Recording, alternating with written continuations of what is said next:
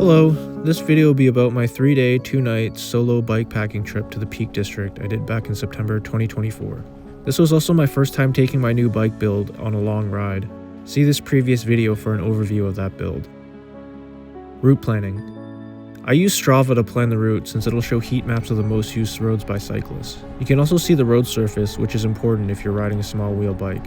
One thing to keep in mind with the heat maps is that it's usually road cyclists tracking their ride, so they might prefer a faster direct route versus a nicer sightseeing route, so plan accordingly.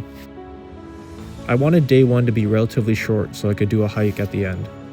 Day 2 will be the longest day, starting with an epic climb up Winnats Pass.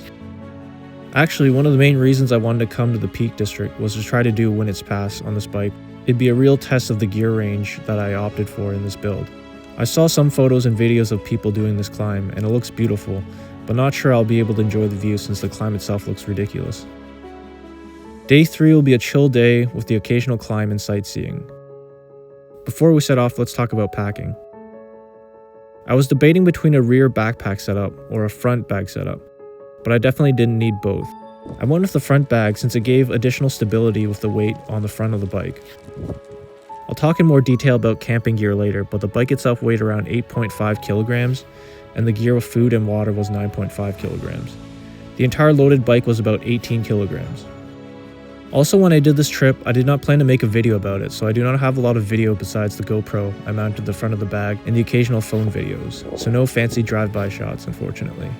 With everything packed, it's time to unfold the adventure. The day started with a morning ride to St. Pancras Station to take the 7:30 train to Chesterfield. The route I planned was 60 kilometers, so relatively short for a whole day of riding, but I've also never cycled in a very hilly area, so I wanted to give myself some buffer time.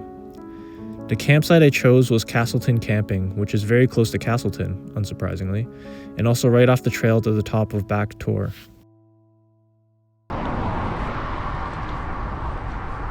The ride started out quite foggy as soon as I left Chesterfield.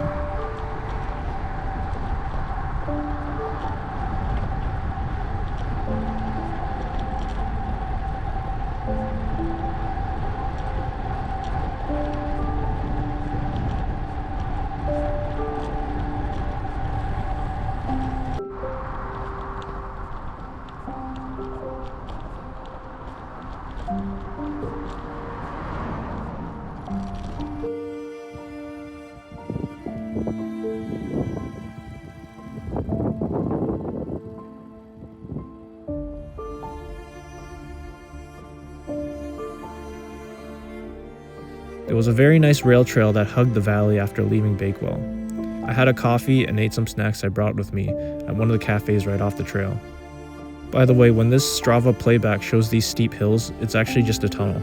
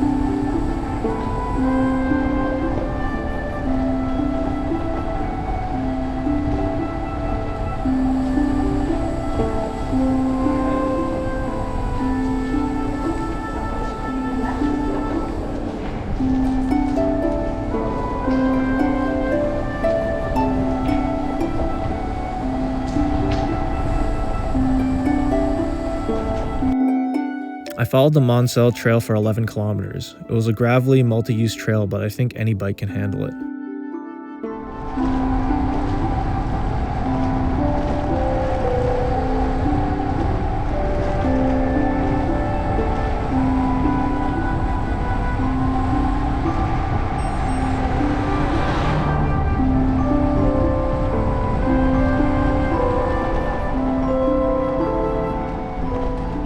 turned off the trail at Millersdale into a nice descent. I wanted to take some pictures underneath the old rail bridge, but there was no shoulder and a lot of fast-moving traffic. These are some photos from the top.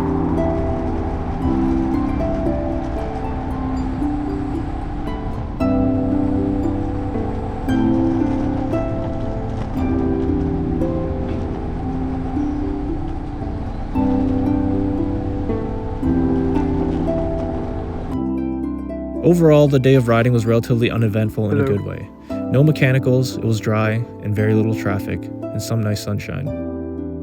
Just enjoying the scenery and getting to really test the bike and myself on these longer climbs. The last climb of the day was pretty brutal though, and made me doubt whether I could tackle Winnats Pass the next day. And just after that climb was a very steep descent down Winnats Pass itself. At least allowed me to scout out the climb for the next day. You can definitely pick up a lot of speed. I was very grateful for my front disc brake to keep the speed down, especially since I run TPU tubes, which are thinner than regular butyl tubes. I finished the day's riding at 2:30 p.m. in Castleton. I found a pub for a pint and chips, and it started raining, so I waited for the rain to die down before heading to the campsite. The site was very spacious and had good toilet facilities. There was a private event at one side of the camp, but plenty of space where I set up. I set up camp, tucked my bike in the vestibule, and headed off for my hike. It was very foggy at first, but it made for interesting photos, so I can't really complain. And here are some photos I took.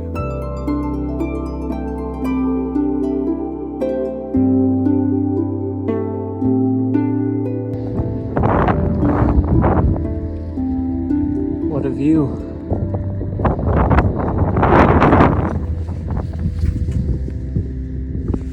I'm at the top. When I first got to the top, I couldn't see anything, but I just walked along the ridge to explore a bit.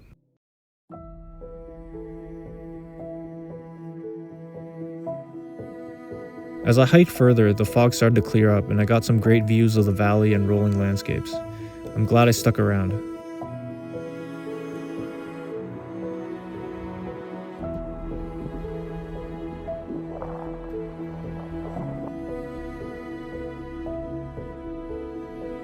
I love the Hope Cement Works that was ominously peeking through the clouds in some of the photos.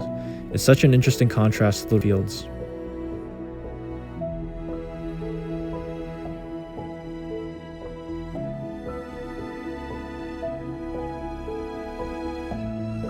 By the time I got down to the campsite, I was hungry, so I started dinner prep. Unfortunately, the campsite did not have any potable water. Luckily, they had an honesty box with some snacks and water bottles. While boiling water, I went through the photos I took and made a post on the Brompton touring group on Facebook about the ride. As the name suggests, they focus on touring and bikepacking on a Brompton. Some locals in the group gave some useful tips for the rest of the trip, so kudos and big shout out to them. By the way, minor tangent about Facebook. Facebook groups are such an underrated resource. If you join groups for your hobbies or interests, your feed won't be as full of crap from the algorithm. Also, an older demographic use Facebook, and they have knowledge and experience, so you're really doing yourself a disservice by not using Facebook groups. And rant over. As it got darker, I even got to listen in on the cover band they had at the private event. They even played a few classic Arctic Monkey songs. Not much to report for bedtime in the camping gear, since I've used it a couple times already, so no surprises. In the next video, I'll go over my camping gear on the last 2 days of the trip. If you have any other questions, please post in the comments, and I can try to answer them in more detail in the next video. Thanks for watching.